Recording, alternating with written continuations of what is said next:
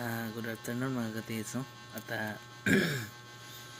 may nagchat sa akin na nagsasabi na may gamit daw siya na subok na daw, nakahits na. Ang sabi pa niya, galing daw sa matandang hapon. Yun ang sabi niya. Tapos may nilagay daw na red mercury. Sabi niya. Yun ang sabi ko sa kanya, ano ba yung gamit mo, bro? Ready to use ba yan? Sabi ko ganun. Sabi niya sa akin, ready to use na to, bro. Sabi niya ganun. Sabi ko sa kanya na pag ready to use yan, bro, hindi pa rin yan gold lang yung na-detect niya. Marami pa rin siyang ibang minerals na na-detect. Kahit galing pa yan sa hapon, sa matandang hapon, yung gamit mo, pero dahil ready to use, hindi pa lang, no? Hindi pa lang kayang kontrolin yung attraction ng gamit ng hapon dahil ready to use eh. Yun nga, sabi niya, may red mercury, bro. Malakas yung hatak niya.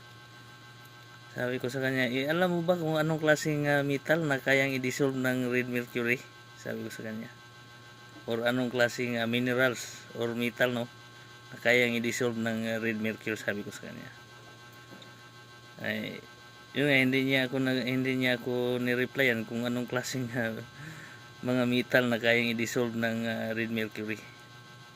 Kasi yung red mercury, marami pa rin siyang ma-dissolve na metal, tulad ng gold, silver, yun. At yung iba pang klaseng metal na yun na kaya niyang i-dissolve.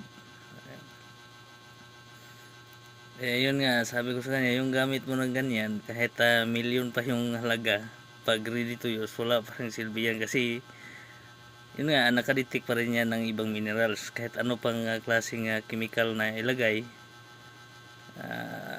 yun nga, basta hindi mo na pag-aralan yung attraction ng attraction ng chemical o attraction ng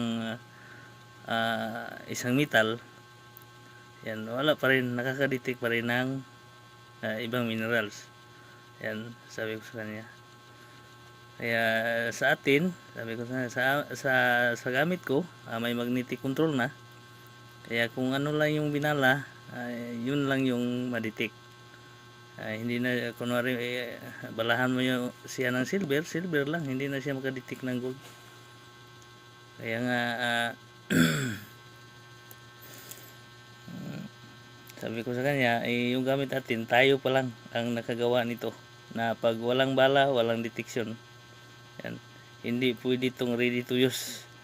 Kasi kailangan pa talaga itong balahan. Kasi siyempre nakasigurado ka na ito yung na-detect niya dahil may ibala ka. Kunwari nagbala ka ng gold. Siyempre gold lang yung ma-detect niya. Kasi yung nagdepende na rin yan sa gold na ibala mo. Kunwari 18 carats, pag 18 carats ay dalawang metal yon, kasi hindi pure yan, may ibang halong metal. Pero kung 24 carats yung ibala mo, nakakasiguro ka na isang metal lang yung na-detect niya, gold lang, kasi may magnetic control na wala nang ibang ma-detect pa. Ayun nga, nakadesign itong gamit natin, kapag walang bala, walang detection. Ito ay may magnetic control na. Kaya hindi na kayo mag-alala kung detect ba ng decoy o detect ba ng iba't ibang klaseng minerals. Wala na yan. Nakabase ito sa kung anong klaseng ibala na minerals or metal sa ating locator, mga katiso. Ayan lang, katiso, magandang salamat.